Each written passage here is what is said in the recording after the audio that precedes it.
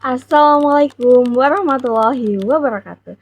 Halo semuanya, perkenalkan nama saya Atika Listiana Hasanah. Di sini saya akan menjelaskan mengenai filsafat dan hubungannya dengan logical fallacy.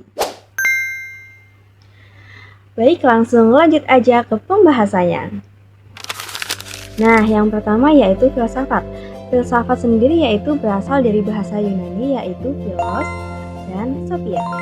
Philos yaitu cinta dan sophia berarti kebijaksanaan, sehingga dalam bahasa Yunani filosofia yaitu cinta kebijaksanaan.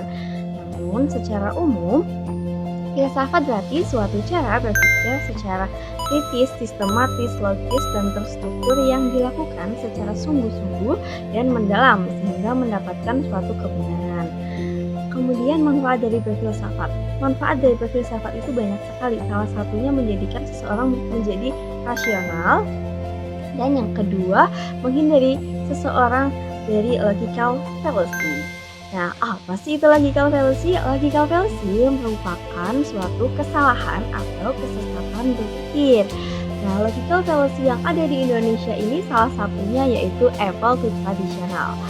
Apple to traditional merupakan suatu kebiasaan yang dianggap sebagai kebenaran karena telah dilakukan dari zaman dahulu. Mereka beranggapan bahwasanya kebiasaan tersebut sudah dilakukan dari nenek moyang sehingga dapat dikatakan menjadi suatu kebiasaan yang benar. Faktanya, hal tersebut belum tentu benar, bahkan malah mungkin menyesatkan. Nah, salah satu apple tradisional yang ada di Indonesia yaitu adanya pernikahan usia dini.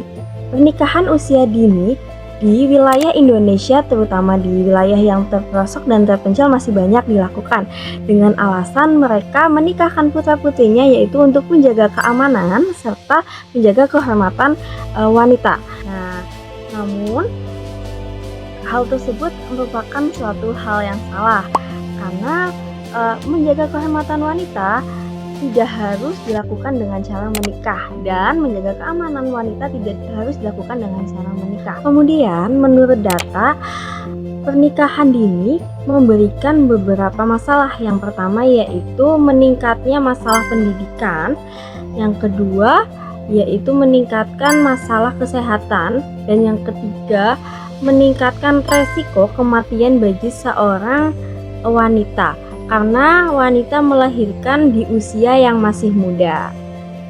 Dengan hal ini dapat dikatakan bahwasanya pernikahan usia dini lebih banyak memberikan keburukan ataupun masalah daripada kebermanfaatan, sehingga bisa kita mulai hentikan dari sekarang dan lebih mengarahkan ke yang lebih baik lagi yaitu dengan cara meningkatkan pendidikan. Kemudian dengan berfilsafat ini kita menjadi lebih tahu nih apakah pernikahan dini itu lebih baik atau tidak. Berdasarkan cerita yang telah tadi saya paparkan, tentu sangat berkaitan erat dengan salah satu kajian filsafat yaitu empirisme. Empirisme merupakan suatu kebenaran yang dibuktikan dengan pengalaman nyata yang dilakukan oleh indrawi kita. Nah, dengan adanya usia pernikahan dini, tentu orang-orang terdahulu telah mengalaminya dan mungkin banyak juga trouble-nya, tetapi tetap dilewati saja karena mereka beranggapan bahwasanya ini sudah tradisi dan ya udah dilalui aja, nanti akan ada penyelesaiannya, dan hal itu terus terjadi secara terus-menerus sehingga mengakibatkan kesesatan atau kesalahan berpikir.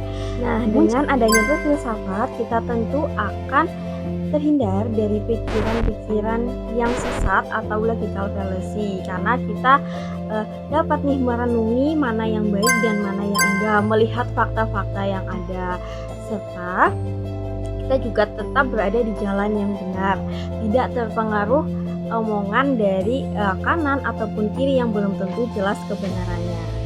Mungkin sekian dari saya, kurang lebihnya mohon maaf apabila tidak terdapat kesalahan berucap. Saya ucapkan mohon maaf. Wassalamualaikum warahmatullahi wabarakatuh.